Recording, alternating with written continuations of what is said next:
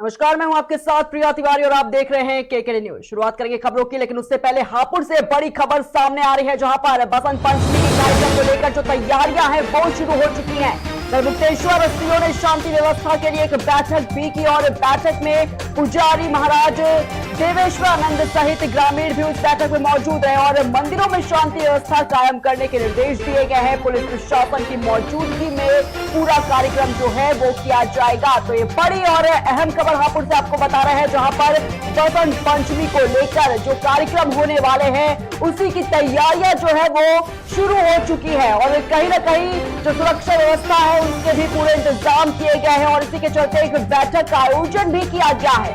तो बताना चाहेंगे कि मुक्तेश्वर सीओ ने शांति व्यवस्था के लिए एक बैठक आयोजित की और बैठक में पुजारी और महाराज देवेश्वरानंद सहित ग्रामीण जो है वो भी मौजूद रहे। मंदिरों में शांति व्यवस्था कायम करने के निर्देश इस बैठक में दिए गए और पुलिस प्रशासन की मौजूदगी में पूरा कार्यक्रम जो है वो किया जाएगा। तो ये कयास लगाया जा रहा है कि बसंत पंचमी के मौके पर मंदिरों में भारी श्रद्धालु जो है वो पहुंचेंगे और इसी के चलते कहीं ना कहीं जो सुरक्षा व्यवस्था है उसको भी मद्देनजर रखते हुए जो बैठक है वो ये की गई है और इसमें शांति व्यवस्था कायम करने के निर्देश जो है वो लगातार दिए गए हैं। और आपको बता दें कि पुलिस प्रशासन की मौजूदगी में जो पूरा कार्यक्रम है वो किया जाएगा। तो हापुड़ से इस वक्त की बड़ी खबर आपको बता रहे हैं, जहां पर मंदिरों में शांति व्यवस्था कायम करने के निर्देश इस बैठक में दिए गए हैं और इस बैठक में पुजारी महाराज देवेश्वरानंद सहित ग्रामीण भी मौजूद रहे।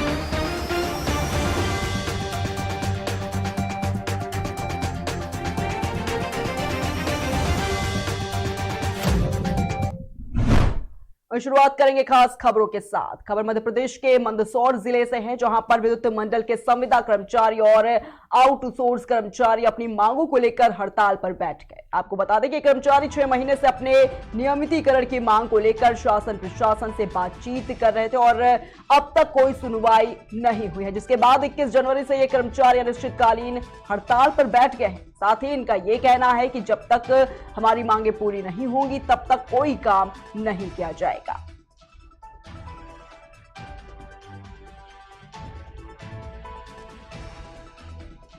हम बिजली कर्मचारी विद्युत संविदा कर्मचारियों का नियमितीकरण एवं आउटसोर्स कर्मचारियों का कंपनी संविलियन के लिए मांग कर रहे हैं। क्या मांगे आप? संविदा कर्मचारियों का नियमितीकरण एवं जो आउटसोर्स के कर्मचारी हमारे इनका कंपनी संविलियन। हम लगातार 6 महीने से शासन प्रशासन से वार्तालाप कर रहे हैं। शासन प्रशासन ने इस ओर कोई ध्यान नहीं दिया। हमारी हड़ताल पिछली 5 जनवरी को प्रस्तावित थी, पर माननीय पीएस महोदय द्वारा आश्वस्त किया गया था कि आपकी मुख्यमंत्री जी से वार्तालाप करवा के आपकी समस्या का समाधान किया जाएगा। 5 जनवरी से आज 20 जनवरी हो गई, पर शासन प्रशासन ने इस ओर कोई ध्यान नहीं दिया, इसलिए आज हम सब काम बंद हड़ताल पर हैं। ये शोषण क्यों हो रहा है? और उसके बाद न छुट्टियां मिलती है, रविवार का भी पता नहीं है कि छुट्टियां है वो भी कोई नहीं है, कोई देता ही नहीं है।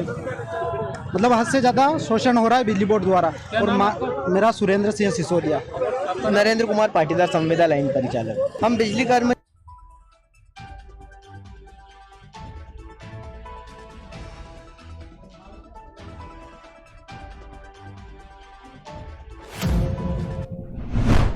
खबर जालौन से है, जहां पर उप संभागीय परिवहन अधिकारी विनय पांडे ने चेकिंग अभियान के दौरान 1 दर्जन से अधिक वाहनों पर शिकंजा कसा है।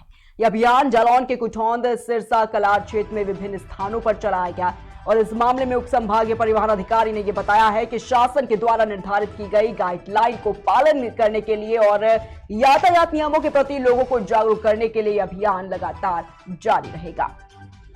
मेरा एक यहाँ के जितने वाहन चालक हैं जो इस तरह के परमिट धारक हैं उनसे एक बहुत विनम्र निवेदन है, अपील है कि वो अपने परमिट शर्तों का पालन करें। 16 किलोमीटर की जो रेडियस है उसी के अंदर चलें, उसी के अंदर संचालन करें। और एक बात और बताना चाहता हूँ, जो ऑटो हैं इनमें सुरक्षा मानक वह नहीं होता है जो बड़ी गाड़ियों में होता है। तो हाईवे पे इनके चलने से, यात्रियों को बैठाने से, इनकी गति, इनमें सुरक्षा की व्यवस्था न होने की वजह से ये ज़्यादा खतरनाक है। इनको 16 किलोमीटर की रेडियस देने के पीछे पर्पज़ ये है कि ये प्रमुख चौराहों से या रेलवे स्टेशन से या बस अड्डे से उन्हें उन के जो शहरी गलियां हैं या जो गंतव्य स्थान है वहां तक ले जाने के लिए इनको परमिट दिया जाता है। एक रेडियस में दिया जाता है, पेरिफेरल में दिया जाता है, न कि ये सीधे हाईवे पे चले। मेरा एक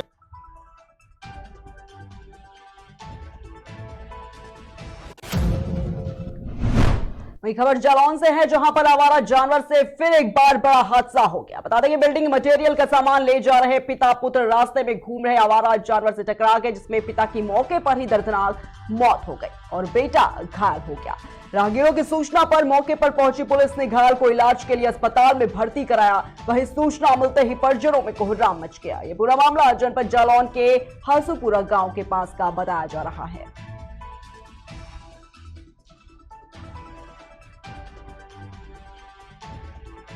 ये कौन है जो मृतक हुए हैं? बहनोई है। अच्छा, ये कहाँ के रहने वाले हैं? तोड़ना के किस जगह इनका एक्सीडेंट हुआ, कैसे हुआ? कोठौंदा के आगे ना वो है, वो गंदा नाला जी, वहीं पूरा। अच्छा, काहे से हुआ, कैसे हुआ, कहाँ जा रहे थे वो? घर जा रहा है। अब ये तो हमने नहीं देखा। कोई खेतन वाली ये बता रहा है जो ली लगाया नहीं है वो, हाँ, उनसे हुआ है। अच्छा, हाँ, ये कौन?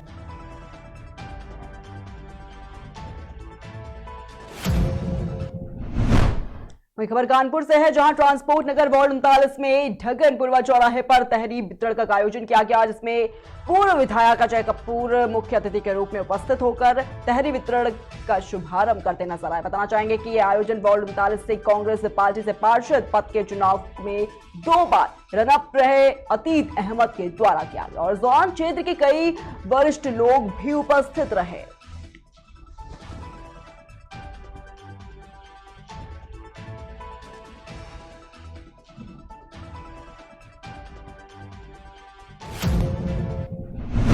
खबर छत्तीसगढ़ के जांजगीर चांपा से है, जहां पर अव्यवस्थित रूप से मेन रोड पर खड़े बाहरी वाहनों पर कार्रवाई की गई है।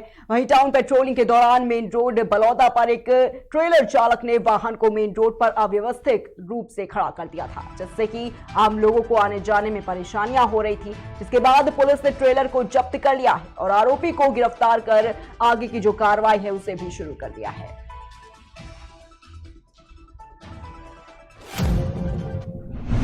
वही खबर झांसी से है, जहां सड़क सुरक्षा माह के क्रम में सूरज प्रसाद राजकीय बालिका इंटर कॉलेज के सभा कक्ष में एक सड़क सुरक्षा जागरूकता सेमिनार का आयोजन किया गया। इस सेमिनार में सहायक संभागीय परिवहन अधिकारी हेमचंद्र गौतम के मुख्य अतिथि के रूप में मौजूद रहे और इस दौरान मुख्य अतिथि आरटीओ प्रवर्तन हेमचंद्र गौतम ने विभिन्न उदाहरणों के माध्यम से सड़क सुरक्षा के नियमों के बारे में लोगों को समझाया। वहीं कार्यक्रम के अंत में प्रगति शर्मा के द्वारा सभी को सड़क सुरक्षा की शपथ भी दिलाई गई है।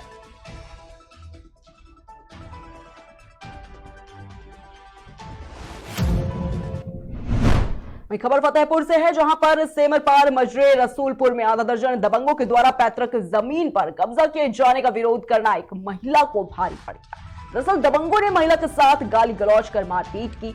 मामले की शिकायत स्थानीय थाने में करने के बाद भी अभी तक कोई कार्रवाई नहीं की गई, जिसके बाद पीड़िता ने एसपी कार्यालय पहुंचकर न्याय की गुहार लगाई है। मामला जमीन का है। जब मैं बाजार से पहुंचा गांव तो मारे पीटे और मेरी औरत बेहोश हो गई और ज़मीन में जो है सब गांव के आए, मेरे को भी डंडा लाठी कट्टा लेके खेल लिए। तब मैं गांव को चिल्लाया और वो ज़मीन आज 40 साल से हमारा कब्जा है, उसमें हम लोग बनाने नहीं पा रहे हैं। दिल्ली बाजार गए थे और मैं घर में अकेली थी और वो मेरी ननद पीछे बगल में रहती हैं, वो चाची की लड़की, उन्होंने बताया भाभी तुम्हारे कब्जे में जमा वो दीवार खड़ी कर रहे हैं, तुम जाओ उधर देखो। तो मैं गई, वो बाबा लगते हैं मेरे, राधे श्याम मेरे बाबा लगते हैं। मैं बोली बाबा ये हमारे इधर क्यों कब्जा कर रहे हो, ये तो हमारी ज़मीन है। बेपराध होके मेरे को अच्छी मेरी हालत खासी बना दी है। मैंने बेहोश हो गई और गांव के लोग जब चिल्लाई और फिर बेहोश हो गई तो कुछ लोग दौड़ के मेरे को बैठा ले पौढ़ाए। कौन थे वो लोग, क्या नाम है? वो थे राधे श्याम और नेता मनोज और वो ओम कितने लोग थे? नारायण, कितने लोग? कमलेश और उदय। कब की घटना है? अजैल। कब की घटना? कल 4 बजे। मामला वहीं रुक करेंगे अगली खबर की ओर। खबर बिहार के भागलपुर जिले से है, जहां पर सुल्तानगंज के अवगैवी नाथ धाम में मौनी अमावस्या को लेकर लाखों कांवरियों ने गंगा में आस्था की डुबकी लगाई। बता दें कि इस मौके पर मिथिलांचल के कांवरिया गंगा में स्नान करते हुए गंगा जल लेकर पैदल बैद्यनाथ धाम पहुंचे, जहां बाबा भोलेनाथ को जल अर्पण करते हुए तिलक उत्सव मनाया। प्रशासन के द्वारा गंगा घाट सहित शहर के अन्य जगहों में सुरक्षा व्यवस्था के कड़े इंतजाम किए गए थे। साथ ही नगर परिषद के द्वारा गंगा घाट सहित शहर के अन्य जगहों में साफ सफाई की भी व्यवस्था की गई। हम लोग दिल्ली से आए हैं, वैसे हम मिथिला से, यहीं बिहार राज्य से हैं। हम लोग दिल्ली में दिल्ली से क्योंकि हर वर्ष आते हैं, क्योंकि हमारी श्रद्धा और आस्था का है इस समय बसंत पंचमी के त्यौहार। क्या महत्व है सर आज मौनी अमावस्या के दिन जो गंगा जल उठाते हैं सर? हाँ, आज के मौनी अमावस्या के दिन जो हम लोग गंगा जल उठाते हैं उसमें हम पंचमी को जल चढ़ाते हैं और यहाँ से जब चढ़ाने के बाद मौनी अमावस्या का बहुत बड़ा है जो यहाँ से जल चढ़ा करके बाबा को जब होता है तो सभी भक्तों की मनोकामना पूर्ण होता है। ये आदि काल से चली आ रही है, ठीक। और इसमें गंगा जी में उत्तरवाहिनी गंगा स्नान जब करेंगे आप तो कोटि कोटि जन्म का जा करके जो है पाप नाश होता है और यह आपके श्रद्धा पे निर्भर करता है।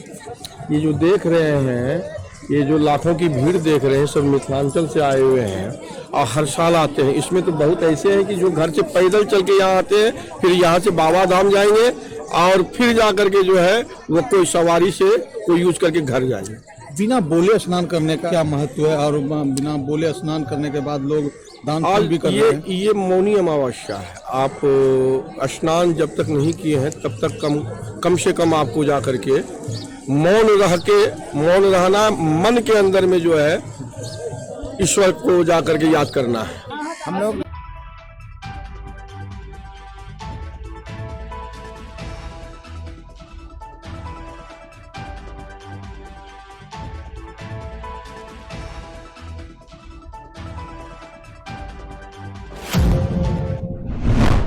वही खबर बिहार के भागलपुर जिले से है, जहां पर सरकार के राजस्व और भूमि सुधार मंत्री आलोक मेहता ने एक बड़ा बयान दिया है। बता दें कि उन्होंने इस वर्ष के अंत तक तमाम भूमिहीनों और गरीबों को जमीन देने की बात कही।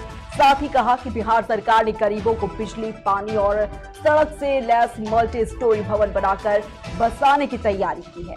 और उन्होंने भागलपुर के सर्किट हाउस में जिले के तमाम ऑफिसर्स और जिम्मेदार अधिकारियों के साथ समीक्षा बैठक भी की। देखिए, वो तो ऑब्जर्वेशन पूरे बिहार का हम लोग कर रहे हैं और 2 महीना तो हमने ऑब्जर्वेशन ही किया है। उसके बाद कुछ हम लोगों ने एक्शन लिया है। कुछ नियम कायदे जो पहले से बने हुए हैं उनके अनुपालन के लिए हम लोगों ने मॉनिटरिंग सिस्टम डेवलप किया है और जो नई चीज़ें हैं उसको हम इंट्रोड्यूस करके हमारी कोशिश यह है कि आम आदमी की जो जमीन से जुड़ी हुई समस्याएं हैं उसका समाधान आसानी से हो।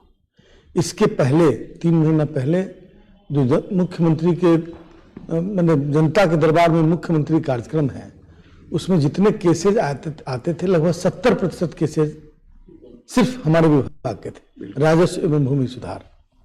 इसके पहले 1-1.5 हफ्ता पहले जो बैठक हुई, जो मतलब जनता के दरबार में मुख्यमंत्री कार्यक्रम हुआ, इस 2 महीने के अंदर पिछली बैठक में करीब 45% केसेज राजस्व किया है। इसका मतलब है कि 75 से 45 लगभग 20% घटा, 20-25%। अब ये जो 25% की घटोतरी हुई केसेज में, कंप्लेंट्स में, इसका क्या मतलब समझते हैं? इसका मतलब है कि केसेज एड्रेस किए जा रहे हैं, समस्याओं को मतलब बेहतर ढंग से ध्यान दिया जा रहा है और सरकार की कार्रवाइयों का और स्टेप्स जो लिए गए उसका असर पड़ रहा है। आम जनता का जिसमें कोई ऑब्जेक्शन नहीं है, बिल्कुल स्मूथ वर्क है, उसका काम सबसे प्राथमिकता पर होना चाहिए। ये हमारी भी प्राथमिकता है। थाना जो है वहीं रुक करेंगे अगली खबर की ओर। खबर भागलपुर से है, जहां गुप्त सूचना के आधार पर कार्रवाई करते हुए पुलिस ने 5 अपराधियों को गिरफ्तार कर लिया है। बता दें कि पुलिस को एक युवक के अपहरण की सूचना मिली, जिसके बाद पूरे शहर की नाकाबंदी करते हुए पुलिस टीम ने महज 1.5 घंटे में अपहरण किए गए युवक को सकुशल बरामद कर लिया।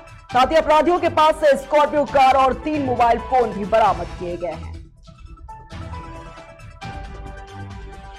वो थाना जो है नवगछिया पुलिस जिले में पड़ता है, वहाँ के रहने वाले हैं और चालक भी वहीं का रहने वाला है। परिजनों से फिरौती की मांग की गई थी, ऐसी कोई सूचना प्राप्त नहीं हुई थी। परिजनों को इसकी जानकारी कैसे मिली कि अपहरण हो गया है?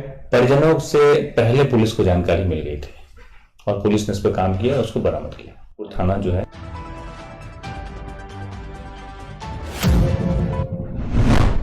फिलहाल की खबरों में इतना ही। रुकेंगे एक छोटे से ब्रेक के लिए, जल्द हाजिर होंगे।